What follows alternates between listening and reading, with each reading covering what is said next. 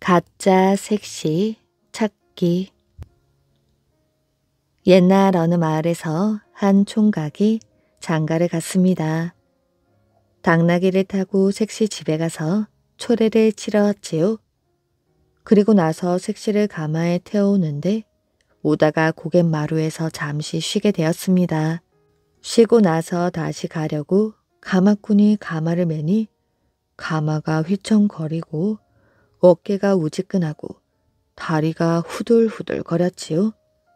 너무 무거워서 말입니다. 그새 섹시가 살이 쪘나? 왜 이리 가마가 무겁지?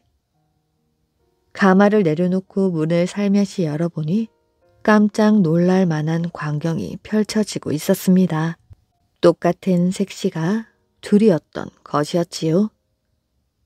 어느 쪽이 진짜 섹시인지 어느 쪽이 가짜 섹시인지 종잡을 수가 없었습니다. 어쩔 수 없이 섹시 둘을 데리고 갔습니다. 집에 가서 보아도 도무지 알 수가 없었지요. 어느 쪽이 진짜 섹시인지 답답해서 물어보면 둘 다 이렇게 대답했습니다. 내가 진짜지요. 내가 진짜예요. 답답해진 신랑 집에서 친정에 기별을 하여 친정 어머니께 좀 와 달랬습니다. 친정 어머니가 와서 보더니 이렇게 말하였지요. 우리 딸은 가마가 둘 있습니다. 그래서 옳거니 하고 머리를 헤치고 봤더니 둘 다 가마가 둘이었습니다. 또 우리 딸은 팔뚝에 사마귀가 있습니다. 해서 팔뚝을 걷어보았더니 둘 다 사마귀가 있었습니다. 이러니 당최 가릴 수가 없었지요. 생각다 못해 두 섹시에게 오다 어떤 일이 있었느냐 물었습니다. 그랬더니 한 섹시가 말하였지요. 오다가 고갯마루에서 쉴 적에 잠깐 졸다 깨어보니 언제 왔는지 나랑 똑같은 섹시가 곁에 앉아 있었습니다. 잠결에 언뜻 여우를 보았는데 그러고 보니 아무래도 여우가 둔갑을 하여 몰래 가마 안으로 들어온 듯 합니다. 하고 또한 섹시는 오다가 고갯마루에서 쉴 적에 잠깐 졸다 깨어보니 언제 왔는지 나랑 똑같은 섹시가 곁에 앉아 있었지요. 잠결에 언뜻 너구리를 보았는데 그러고 보니 아무래도 너구리가 둔갑을 하여 몰래 가마 안으로 들어온 듯 하옵니다. 가만히 생각해 보니 둘 중 하나는 진실이고 하나는 거짓말일 텐데 둘 중 하나가 진실이면 가짜 섹시는 여우 아니면 너구리겠단 말이었습니다. 옛날에는 둔갑한 짐승을 가리는 데에는 인두를 썼습니다. 불에 단 인두로 발바닥을 슬쩍 지져보면 사람은 아무렇지도 않은데 짐승은 털이 풀썩 일어난다고 하였지요. 친정 어머니가 꾀를 내었습니다. 우리 딸은 발바닥에 잔금이 많습니다.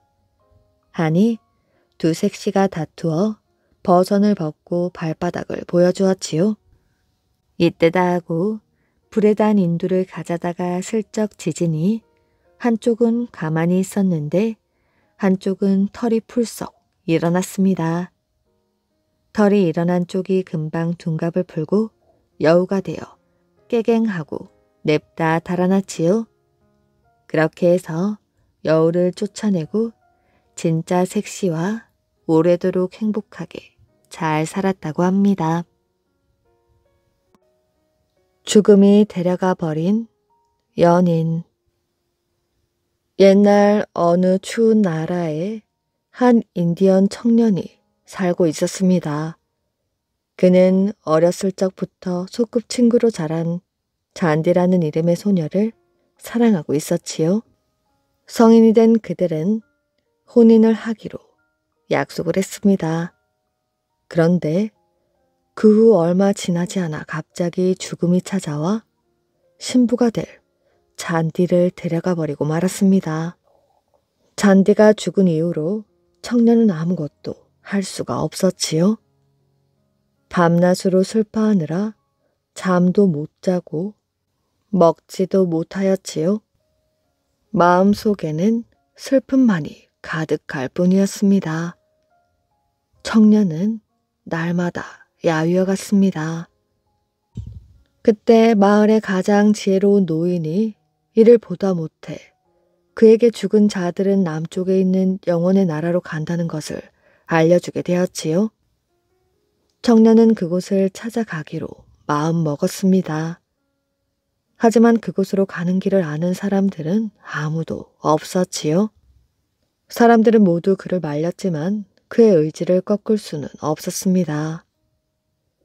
청년은 활과 화살을 챙기고 짐을 꾸려 마을을 떠났습니다. 그리고는 개 한 마리만 데리고 남쪽으로 향하였지요.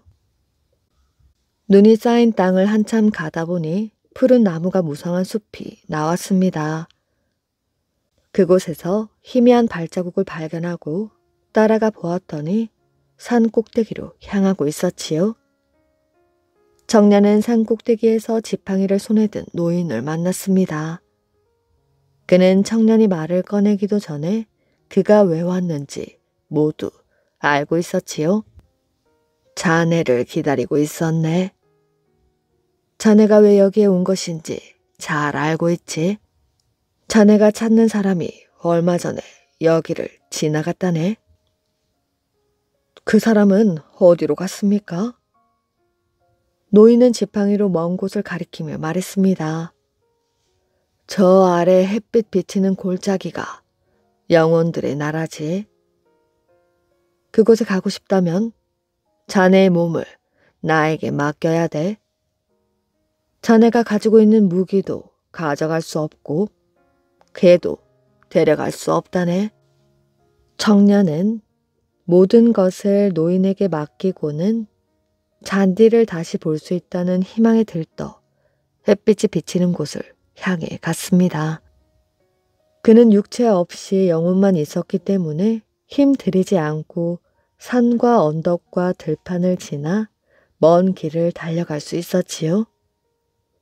얼마 뒤 어떤 강가에 도착하니 눈부시게 하얀 카누가 여러 대 있었습니다. 카누 안에는 죽은 사람들이 앉아 있었고 모두들 강 한가운데 있는 푸른 섬을 향해 가고 있었지요. 바로 그때 뒤에서 귀에 익은 목소리가 들렸습니다. 오셨군요. 뒤를 돌아보니 그토록 보고 싶었던 잔디였던 것이었지요. 혼자서 배를 타고 저 섬까지 가기가 너무 두려웠습니다. 이젠 아무 걱정하지 말아요. 청년은 하얀 카누를 강가로 가져와 잔디를 태웠습니다. 그런데 강가를 떠나 강을 지나가기 시작하자 청년은 나쁜 기억들이 떠올랐습니다. 지난번 사냥에서 필요 이상으로 동물들을 많이 죽였던 일이 생각나게 되었습니다. 그러자 검은 돌 하나가 날아와 카누 속 청년의 발 앞에 떨어지게 되었지요. 그 밖에 좋지 않은 지난 기억들이 하나씩 떠오를 때마다 검은 돌이 카누의 바닥으로 떨어져 청년의 발 앞에 점점 쌓여갔던 것이었습니다. 잔디 앞에도 마찬가지로 돌이 떨어져 쌓였지요. 돌이 점점 많아지자 카누는 점점 물속으로 가라앉기 시작했습니다. 청년과 잔디는 영혼의 나라에 닿기도 전에 배가 완전히 가라앉아 버리지는 않을까 조마조마한 마음으로 지켜볼 수밖에 없었습니다. 다행히 카누는 무사히 섬에 도착하게 되었지요. 두 사람은 그제야 안심이 되었습니다. 섬에서는 지난 일에 대한 나쁜 기억은 떠오르지 않았고 비가 오거나 바람이 부는 일도 없었습니다.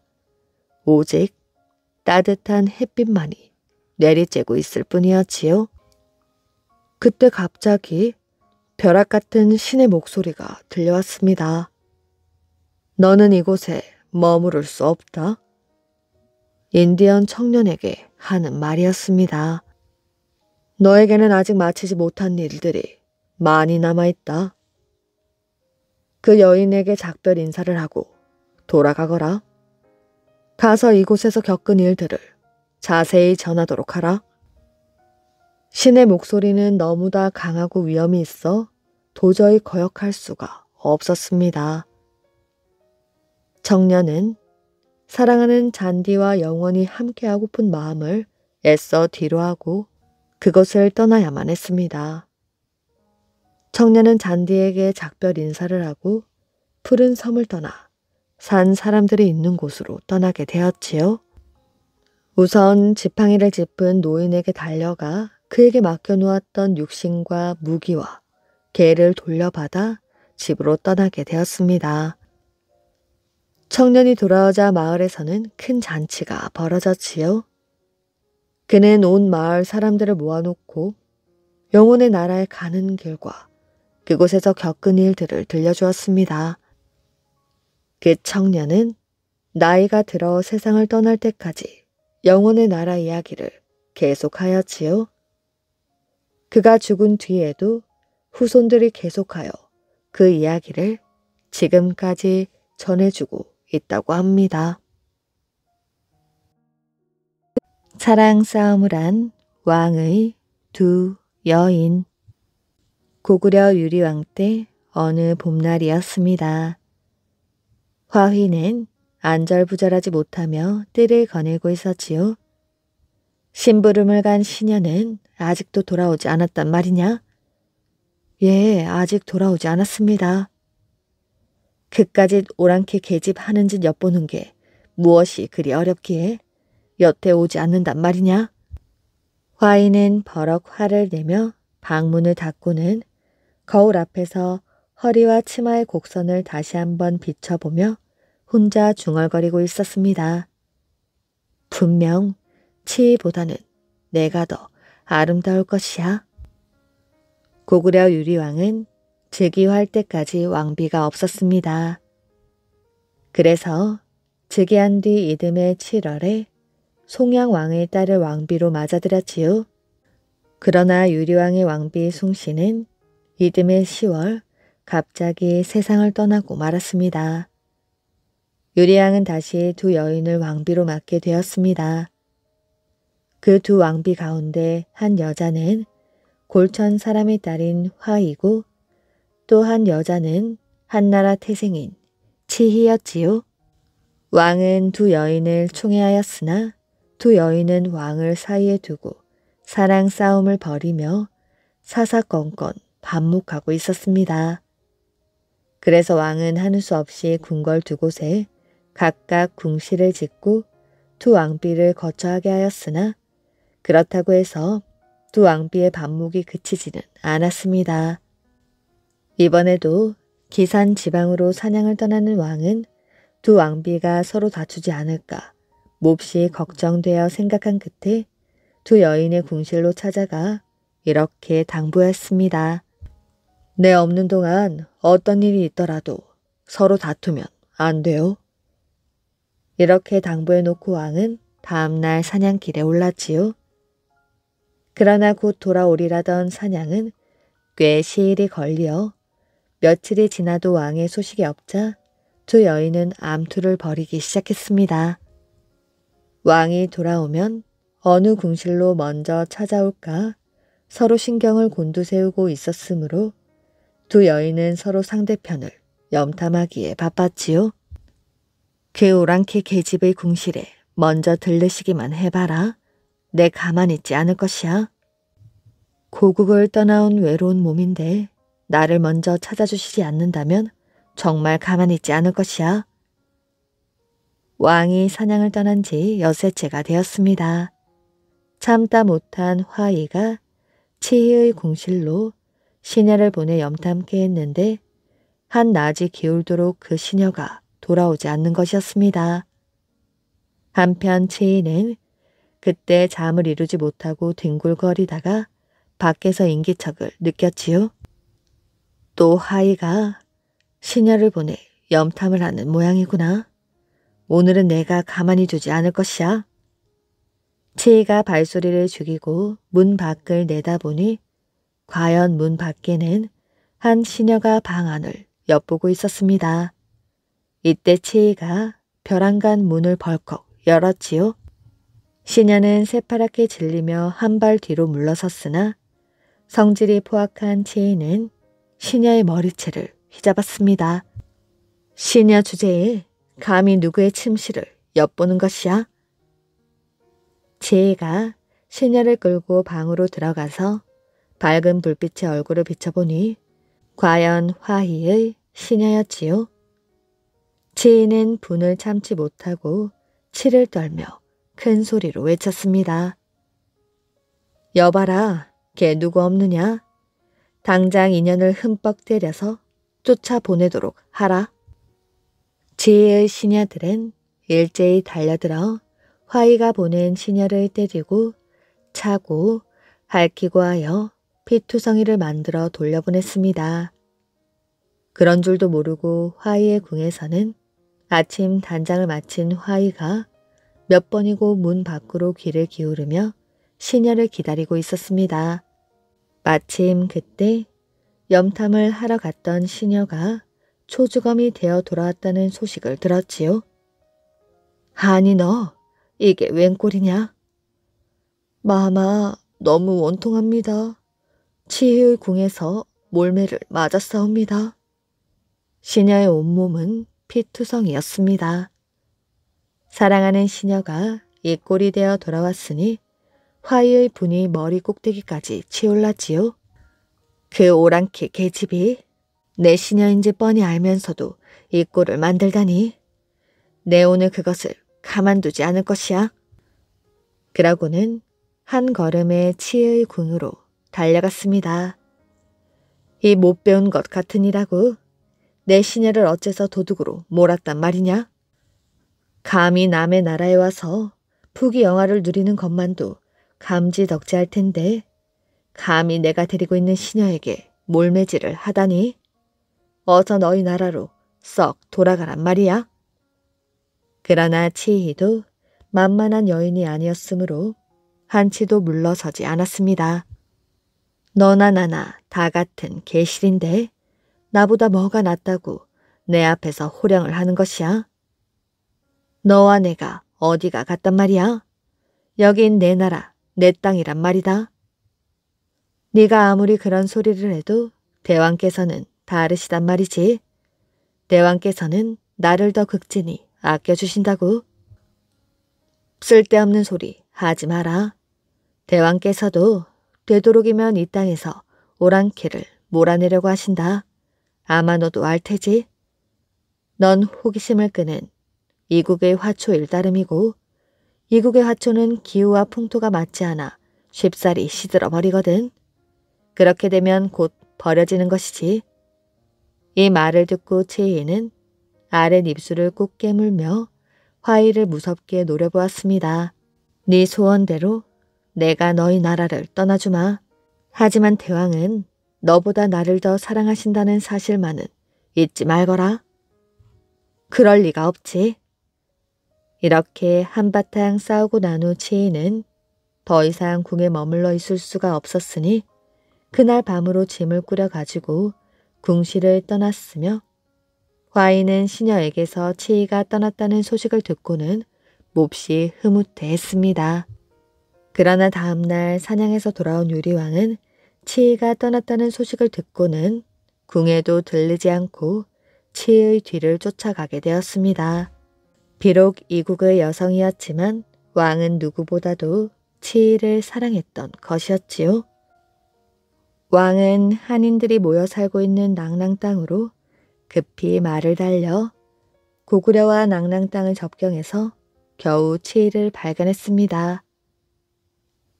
냇물 앞에 선 치이를 보고 왕은 큰 소리로 불렀습니다. 그만 돌아오시오. 그러나 치이는 한 번 왕을 돌아보고는 그대로 냇물을 건너는 것이었습니다. 왕은 애타게 치이를 부르다가 마침내 그녀가 멀리 사라져버리자 그 자리에 풀썩 주저앉고 말았지요. 어찌 나를 두고 떠나갈 수 있단 말이오. 아직도 늦지 않았으니 어서 돌아와 죽으려. 유리왕은 지나가던 다정한 새들의 모습을 보고 외로운 자기 신세를 한탄하며 그 자리에서 시한수를 지었습니다.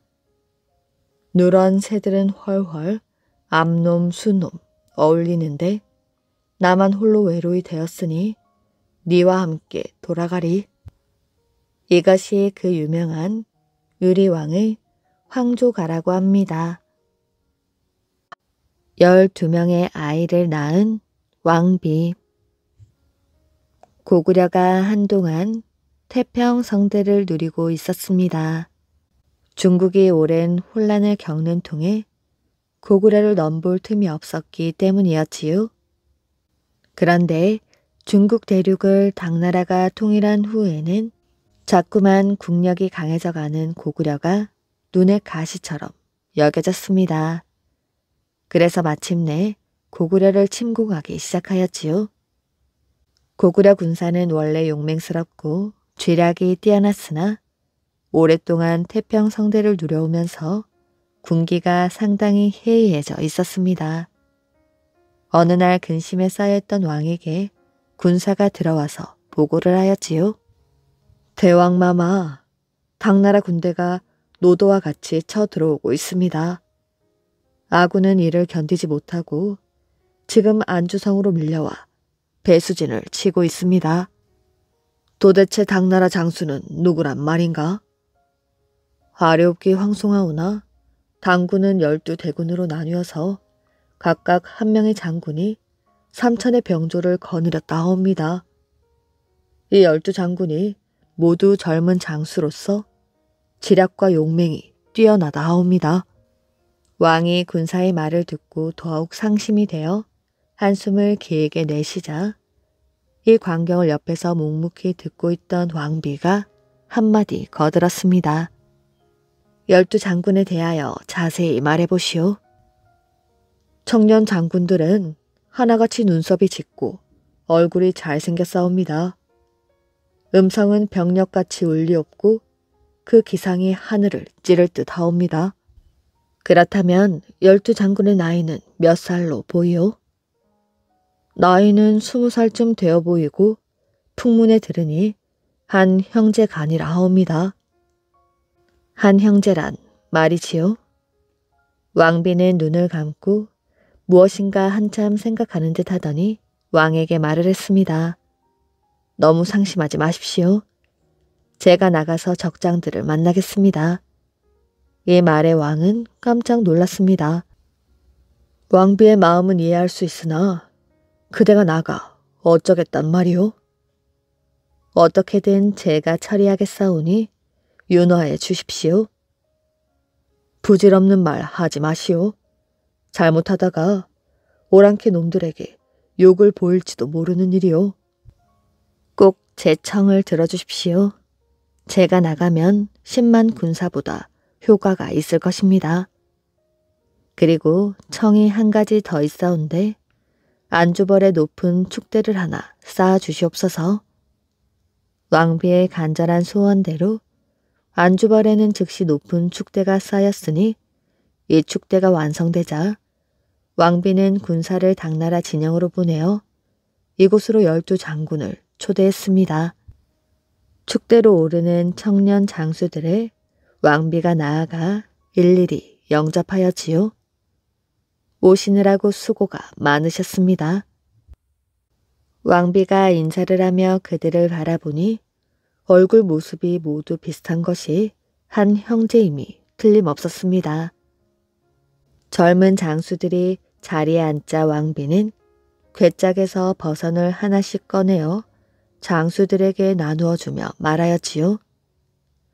귀한 장군님들을 오시게 한 것은 깊은 연유가 있어 그러한 것이오니 죄송하지만 장군님들은 우선 이 버선을 신어 주십시오. 당나라 장수들은 무슨 영문인지 몰라서 서로 얼굴만 쳐다보다가 한 사람이 고개를 끄덕이며 말했습니다. 왕비께서 청하시니 한번 신어나 봅시다. 그런데 버선을 신는 장군들의 발이 하나같이 사슴발 모양이었지요. 왕비는 조금도 놀라는 기색 없이 미소를 띠고 버선을 신게 한 연유를 말했습니다. 20년 전 왕비는 괴이하게도 한 번에 12아이를 낳았지요. 그 아이들은 모두 아들이었는데 발이 모두 어머니처럼 보통 사람과는 달리 두 쪽으로 나뉜 사슴의 발 모양이었습니다. 왕은 상서롭지 못한 일이라고 대노하며 아이들을 모두 바다에 버리도록 하라고 명령하였지요. 그래서 왕비는 왕이 알지 못하게 12아들을 괴짝에 담아 바다에 띄어보내게 되었습니다. 여기까지 말을 하고 난 왕비는 자기도 버선을 벗어 왕자들 앞에 발을 내보였지요. 그러자 젊은 장수들은 일제히 왕비 앞에 무릎을 꿇었습니다. 어마마마. 왕비는 언젠가 12왕자가 괴짝에 실려서 바닷가를 표류하다가 한 당나라 어부의 구원으로 살아났다는 이야기를 들었었는데 이제 그들이 성장하여 문무를 익힌 훌륭한 장군이 되어 고구려를 치러온 것이었습니다. 어마마마, 소자들을 용서하십시오. 저희들은 천륜을 모르고 어마마마의 나라를 쳤습니다. 이대로 어마마마와 살고 싶사오나 저희들은 이미 당나라의 신하가 되었사오니 그대로 돌아가려 하옵니다. 하지만 부모님의 나라를 잊지 않고 있겠사옵니다. 한동안 어머니와 12아들은 모든 것을 잊어버리고 뜨거운 눈물을 흘렸습니다. 이렇게 하여 12장수는 곧 군사를 거두고 당나라로 돌아갔다고 합니다. 그 뒤 12장군이 3,000명씩 병사를 거느리고 온 벌이라고 하여 그 벌을 12삼천벌이라고 부르게 되었다고 합니다. 장사와 초립둥이. 옛날 어느 마을에 김승경이라는 사람이 살고 있었습니다. 김승경은 어찌나 기운이 센지 그가 주먹으로 바위를 내리치면 바위가 쩍하고 갈라질 정도였지요. 그런데 그는 자기 힘만 믿고 아무에게나 행패를 부렸습니다. 이웃 마을까지 돌아다니며 함부로 남의 닭을 잡아먹기도 하고 지나가는 개에게 발길질을 하는 등 온갖 못된 짓을 저질렀지요. 하지만 마을 사람들은 그것을 보고도 못 본 척 피하기만 했습니다. 그러던 어느 날이었습니다. 김승경이 말을 타고 어떤 고개를 지나려는데 맞은편에 초립둥이가 말을 타고 오는 것이었습니다. 두 사람은 좁은 길에서 마주쳤지요. 비켜. 김승경이 젊은 초립둥이를 노려보며 다짜고짜 길을 비키라고 말했습니다. 당신이 뭔데 이래라 저래라 하는 것이오. 비키려거든 당신이 비키시오. 초립둥이도 만만치 않았습니다. 이놈이 네가 아직 나를 잘 모르는 모양이구나. 김승경은 말에서 내려 젊은이를 발로 걷어찼습니다. 그러자 초립둥이는 말과 함께 절벽 밑으로 굴러 떨어지게 되었지요. 하룻강아지 범무서운 줄 모른다더니. 절벽 아래 개울로 떨어지는 초립둥이를 보며 김승경은 통쾌하다는 듯 웃었습니다. 그런데 그 순간 말과 함께 절벽 아래로 떨어지던 초립둥이는 말의 발이 물에 닿으려는 찰나 말을 번쩍 들고는 절벽을 단숨에 뛰어오르는 것이 아니겠어요? 그 모습을 본 김승경은 너무 놀라 두 눈이 휘둥그레졌습니다. 저놈, 보통 놈이 아니잖아. 김승경은 겁이 나서 달아나려고 했습니다. 그러자 초립둥이가 앞을 가로막고 섰습니다. 내 주먹 맛도 보고 가시오. 초립둥이는 김승경을 마구 두들겨 패 주었습니다. 기운 센 장사 김승겸도 초립둥이 앞에서는 맥을 주지 못하였지요. 제발 살려주십시오. 김승경은 초립둥이 앞에 무릎을 꿇고 두 손을 싹싹 빌며 용서를 빌었습니다. 또 한 번 아무에게나 행패를 부려보시오. 내가 잘못했소. 다시는 그러지 않겠소. 이제 다시는 사람들을 괴롭히지 마십시오. 조립둥이는 따끔하게 충고를 하고는 그곳을 떠났습니다. 김승경은 초립둥이에게 맞아서 온몸이 상처투성이가 되었지요. 그는 절뚝절뚝 다리를 절며 집으로 돌아왔습니다. 아버지, 이게 어찌 된 일입니까? 어느 놈이 아버지를 이 지경으로 만들어 놓았단 말입니까? 대문으로 들어서자 아들들이 달려나와 김승경을 부축해서 들어가며 분에 못 이겨 씩씩거렸습니다. 어서 말씀해 보십시오. 저희들이 그놈을 그냥 두지 않겠습니다. 김승경을 닮아 거칠기로 소문이 난 세 아들들은 당장이라도 달려가 행패를 부릴 기세였지요. 하지만 김승경은 깨달은 바가 있어서 아들들을 불러 앉혔습니다. 얘들아, 우리가 지금까지 잘못 살아온 것 같구나. 이제부터라도 사람답게 살자꾸나. 김승경은 성격이 거칠어 행패만 일삼던 세 아들을 훈계하여 착하게 살아가도록 했습니다. 그리고 김승경 자신도 새 사람이 되었다고 합니다. 인정 많은 노부부. 옛날 어느 작은 마을에서 일어난 일입니다. 이 마을에는 집 서너 채가 전부였는데 그중 한 집에 마음씨 좋은 할아버지와 할머니가 살고 있었습니다. 비록 가난했어도 정답게 살고 있었지요. 어느 날 저녁 비가 내리는 것을 보며 할아버지가 말했습니다. 오늘따라 맛있는 빵이 먹고 싶은걸. 할멈, 혹 집에 밀가루가 있어? 할머니는 밀가루 봉지를 보며 말했습니다. 이런, 밀가루가 조금밖에 없군요. 이렇게 비가 많이 오는데 밀가루를 사러 나갈 수도 없고. 뭐 어쩔 수 없지. 그냥 몇 개만 만들어서 나누어 먹자고요.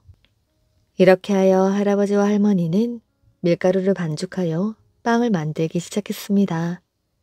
다 만들고 보니 빵이 모두 5개뿐이었지요. 그것을 보고 할아버지가 말했습니다. 할멈, 이렇게 음식을 만들면 언제나 함께 나누어 먹는 것이 우리 마을이 풍습이잖아요. 그러니 우선 이웃집에 조금 나누어 줍시다. 잠시 생각하던 할머니가 입을 열었습니다. 영감, 내가 내일 시장에 가서 밀가루를 사다가 튀김빵을 더 만들게요. 그러니 이웃집에는 내일 나누어 주고 오늘은 우리 둘이서 나누어 먹도록 해요. 할아버지가 고개를 끄덕이자 할머니는 남편 접시에 빵 3개를 담아주었습니다. 그리고 나머지 2개는 자기 접시에 담았지요. 그걸 보고 할아버지가 물었습니다. 할멈, 당신은 2개를 먹고 나는 3개를 먹다니요? 그게 어때서요? 빵이 5개뿐이라 어쩔 수 없습니다. 할머니가 말하자 할아버지가 고개를 저었습니다. 아니, 당신이 3개 들어요. 하지만 이번에는 할머니가 고개를 저었지요. 자, 어서 도로 가져가요. 할머니는 빵 하나를 다시 남편의 접시에 올려놓았습니다. 한참 동안 궁리를 하던 할아버지가 할머니에게 물었지요. 그럼 우리 5번째 빵을 잘라 반씩 나누어 먹으면 어떨까요?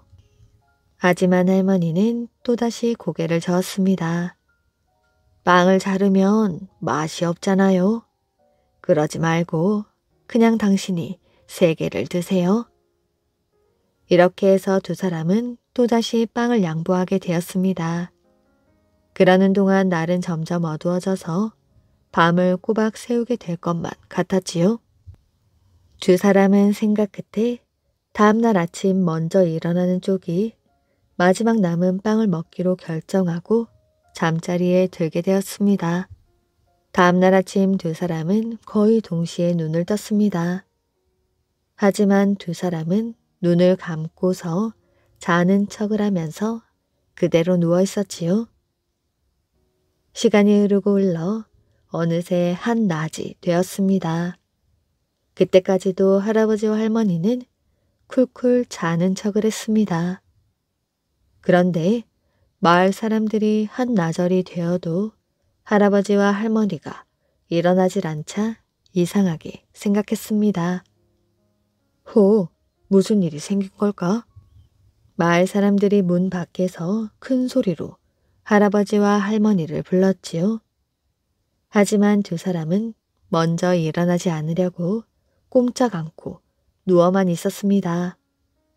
마침내 마을 사람들은 문을 부수고 집 안으로 들어왔습니다.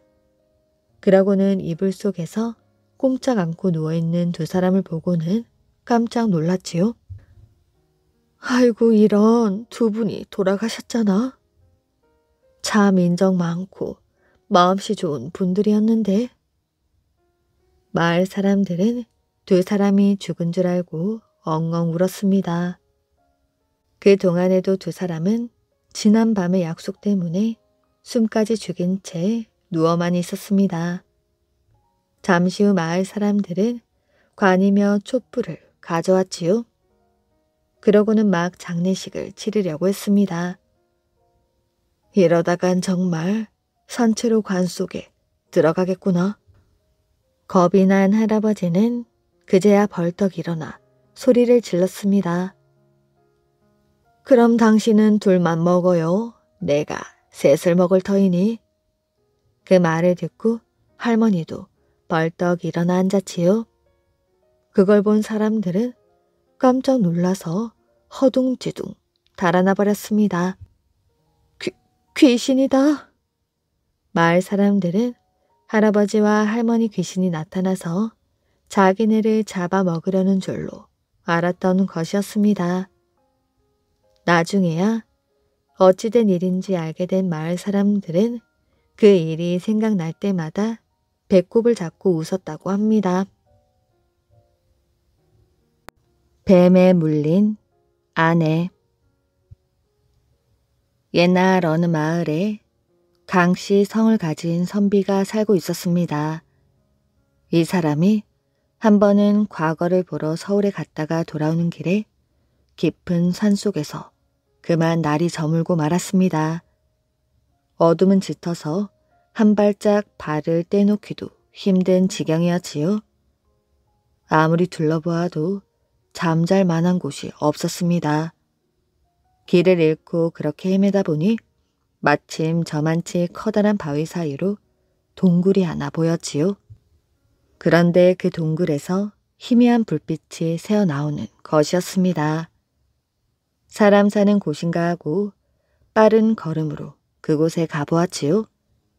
가보니 동굴은 사람 사는 집처럼 섬 돌도 있고 문도 있는데 둘레에 풀나무가 우거져 있는 데다가 가시 덤불까지 둘러쳐 있는 것이 여느 집과는 달랐습니다. 간신히 가시 덤불을 뚫고 들어가 보았지요. 들어가 보니 굴 안에 웬 노인이 혼자 앉아 있는데 몸집이 아주 작았습니다. 어린아이만한 몸집이었지요. 선비는 좀 깨름직한 생각도 들었지만 용기를 내어서 하룻밤 묵어 가기를 청했습니다. 그랬더니 노인이 어디선 누구냐고 묻고 사실대로 모두 말해주니 이렇게 말했습니다. 밤중에 찾아온 나그네의 딱한 처지를 모르는 바 아니나? 아무래도 그냥 돌아가시는 것이 좋겠소. 나에게 아들 셋이 있는데 아까 산 서쪽으로 사냥을 가더니 이제 곧 돌아올 때가 되었소이다. 그 아이들이 몹시 사나워 행여 손님을 해칠까 염려되어 그러는 것이오. 듣고 보니 너무 무서워 선비는 곧 그 굴을 나왔습니다. 하지만 갈 데가 없었지요. 어쩔 수 없이 굴 앞수풀에 몸을 숨기고 가만히 앉아 있었습니다. 조금 있으니 저쪽에서 산이 흔들리는 소리가 나더니 나무와 풀이 쓰러지면서 커다란 것이 동굴 쪽으로 내려왔습니다.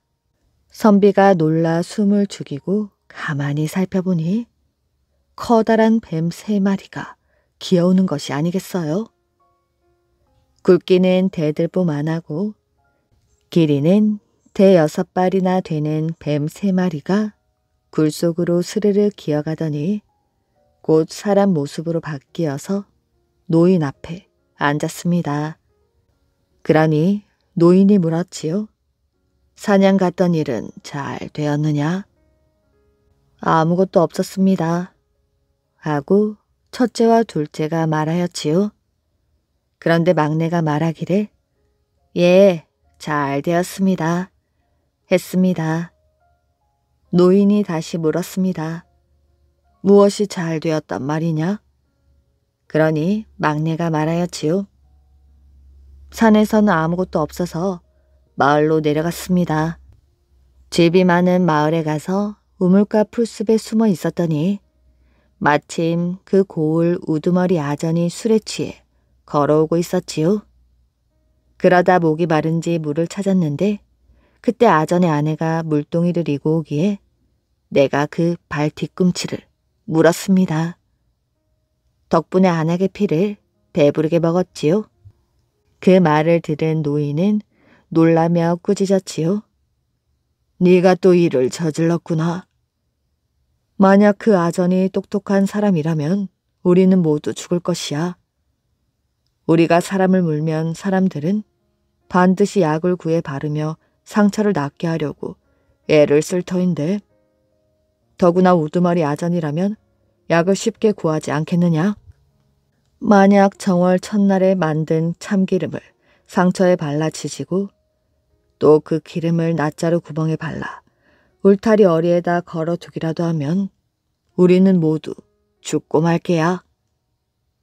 선비는 그 말을 귀담아 들어뒀다가 날이 새자마자 곧바로 산을 내려가 마을을 찾아가게 되었습니다. 가서 어젯밤에 뱀에 물린 사람이 있느냐고 물으니 과연 아전의 아내가 뱀에 물려 앓고 있다고 말하는 것이었습니다. 선비는 곧 아전에게 간밤에 들은 이야기를 모두 해주었습니다. 때마침 음력 2월이라서 정월이 지난 지 오래지가 않았지요. 그 집에서 정월 첫날 짠 기름이 조금 남아 있었습니다. 그걸 상처에 발라 지지고 또 낫자루 구멍에 발라 울타리 어리에 걸어두었지요. 그리고 나서 다시 그 굴에 가보았더니 아니나 다를까 큰 뱀 4마리가 서로 뒤엉켜 죽어 있었던 것이었습니다. 마을에 돌아와 보니 아전의 아내는 언제 뱀에 물렸나는 듯이 멀쩡하게 나아 있었다고 합니다. 연산군의 아들이 머문 곳 1506년 중종 반정이 일어나고 연산군이 왕위에 쫓겨나게 되었습니다. 왕위에서 쫓겨난 연산군은 강화도로 유배되었다가 병을 얻어 그해 11월에 죽었지요. 그의 자식들은 역시 사사되었거나 강원도 정선으로 유배되게 되었습니다. 연산군의 큰아들 폐세자인 이황은 10살의 나이로 유배길에 올랐지요. 어린 형제들과 함께 배를 타고 평창의 가리왕산을 넘었습니다. 몇 날 며칠 배를 타고 험한 산을 넘는 일은 어른들도 힘든 여정이었지요. 가리왕산은 특히 어린 아들들이 넘어가기 매우 힘든 곳이었습니다. 이왕은 산을 넘으며 절망하였지요. 살아서 넘어가기는 어렵겠구나. 이왕 일행은 그렇게 산길을 거쳐 유배지인 정선에 이르게 되었습니다. 이왕 일행은 정선에서 살게 되었는데 마을 사람들은 그 집을 취적옥이라 불렀습니다. 이왕 일행이 유배를 왔다는 소문은 빠르게 퍼지게 되었습니다. 이 마을에 사는 김팔발이라는 사람도 이왕 일행이 유배를 와 처참하게 살고 있다는 소식을 들었지요. 그는 힘이 세고 글을 읽고 쓸 줄도 알았습니다. 하루는 김팔발이 마을 사람들에게 말했습니다. 다들 아시겠지만 연산 임금의 자식들이 와 있지 않습니까? 물론 벌을 받으러 온 사람들이기는 하지만 그래도 어찌 어린 왕세자들이 저토록 고생하며 살고 있는데 모른 채 한단 말입니까? 한 젊은이가 말했습니다. 연산군의 폭정 때문에 나라가 이 지경이 되었는데 무슨 소리를 하는 것이오? 맞아요. 그들은 호의호식하며 살았을 텐데 무슨 걱정이오? 그러나 김팔발은 물러나지 않았습니다. 아무리 그래도 연약한 노인과 어린 아이들이 아니오. 죄를 따지기 전에 같은 사람인데 어찌 굶주리고 있는 그들을 모른 척 할 수 있단 말이오. 그의 말에 여인들이 그들을 보살펴야 한다고 말했습니다. 우리도 자식을 키우는 어미인데 어린 것들을 모른 채 할 수는 없습니다.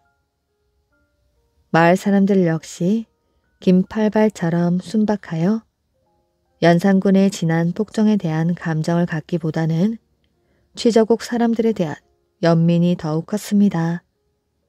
하지만 그들을 돕는다는 것은 죽음을 각오해야 하는 일이기도 하였지요. 그러나 김팔발은 이미 취저국 사람들에게 충성을 맹세한 터였습니다. 마을 사람들까지 자신의 말을 따르자 그는 점점 우쭐해져서는 새로운 계획을 품었지요. 우리가 폐쇄자와 노마마를 옹립합시다. 틀림없이 우리와 뜻을 함께할 사람들이 있을 것이오. 내가 그들과 연통하여 군세를 확장한 뒤 노마마를 모시고 한양으로 진군할 생각입니다. 사람들은 두려웠습니다. 그러나 김팔발 말대로 일이 잘 된다면 1등 공신이 될 수도 있었습니다. 마을 사람들 몇몇은 김팔발의 수장으로 새로운 임금을 옹립하자는 모사에 가담하게 되었지요. 그런데 고을 수량인 정광보가 문제였습니다. 그는 까다롭기로 유명한 사람이었지요. 정선 사람들의 동향을 살피던 그는 김팔발이 역적 모의를 하고 있다는 사실을 알아내게 되었습니다. 정광보는 반역을 도모한 김팔발과 가담자들을 잡아오라 명하였지요. 그러나 김팔발은 가족들과 이미 도망친 뒤였고 나머지 가담자들만 추포되어 한양으로 압송되게 되었습니다. 조정에서도 이 사실을 알게 되었습니다. 영모에 연루된 사람들 또한 목이 달아났지요. 도망친 김팔발에게는 1000냥의 현상금까지 걸렸습니다. 김팔발은 오래지 않아 추포꾼들에게 붙잡히고 말았지요. 조용하던 마을은 순식간에 쑥대밭이 되고 말았습니다. 영모에 가담한 자들의 목이 마을 한 가운데 걸리면서 사람들은 공포에 떨게 되었지요. 김팔발의 주도로 이루어진 영모의 가장 큰 피해자는 연산군의 아들들이었습니다. 연산군의 네 아들은 취저국에서 짧은 일생을 마치게 되었지요. 반정이 일어난 지 불과 23일 만의 일이었습니다. 검단 선사와 산적. 신라 진흥왕 때 어느 바위굴 속에 검단 선사라는 도승이 살고 있었습니다. 하루는 검단 선사가 잠을 자는데 꿈속에 부처님이 나타났지요. 네가 거처하고 있는 석굴 너머 바닷가에 나가보아라. 그곳에 가면 지금 돌부처가 배에 실려 도착하고 있을 터이니 어서 가서 그 돌부처를 모시거라. 다음날 아침 검단 선사는 날이 밝기가 무섭게 석굴 너머 바닷가로 가보았습니다. 그랬더니 정말 꿈에서 들었던 대로 돌부처를 싣고 온 배가 그곳에 있는 것이었습니다. 검단 선사는 곧 많은 인부들을 동원하여 석굴 근처에다 절을 짓고 돌부처를 그곳에다 모셨지요. 그 절이 바로 지금의 선운사랍니다. 그런데 검단 선사가 절을 세울 무렵 이 마을 근처에 산적이 들끓고 바다에는 해적들이 들끓어 백성들을 괴롭히고 있었습니다. 도둑들은 마을로 떼지어 다니면서 돈과 곡식을 빼앗고 행패를 부렸지요. 절을 다 짓고 난 검단 선사는 산적들을 잘 타일러 나쁜 짓을 못하게 했습니다. 그러자 산적들이 몰려와서 검단 선사에게 말하였지요. 선사님, 저희들은 이제부터라도 새 사람이 되고 싶습니다. 그런데 배운 기술도 없고 농사지을 땅도 없으니 어떻게 먹고 살아야 할지 모르겠습니다. 저희에게 일을 가르쳐 주십시오. 너희가 그토록 일을 하고 싶다면 나를 따라오너라. 검단 선사는 그들을 데리고 선운사에서 멀지 않은 월산리 바닷가로 나갔습니다. 지금부터 내가 하는 것을 잘 보아두어라. 검단 선사는 바닷가에 나가 진흙으로 샘 같은 웅덩이를 만들었지요. 그리고 만조 때 바닷물을 가득 채워 두었다가 햇볕에 수분을 증발시켰습니다. 바닷물이 며칠 동안 증발되고 나자 웅덩이에는 하얀 덩어리가 생겼지요. 그것이 바로 소금이었습니다. 산적들은 바닷가에다 움막을 짓고 열심히 소금을 만들어 팔며 생활하게 되었습니다.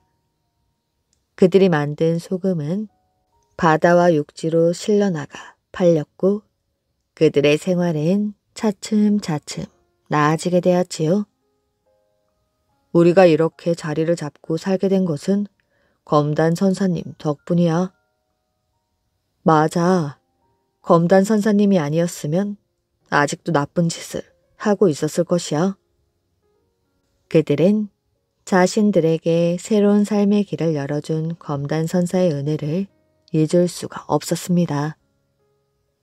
그래서 그들이 사는 마을 이름을 검단 선사의 이름을 따서 검단이라 지었지요. 또한 해마다 보온염이라 하여 선운사의 봄, 가을로 소금을 2가마니씩 바치고 검단 선사의 은덕을 기렸습니다. 오랜 세월이 지나면서 검단이란 마을의 이름은 검당이라 바뀌었지만 보온염을 바치는 전통은 그대로 이어지고 있다고 합니다.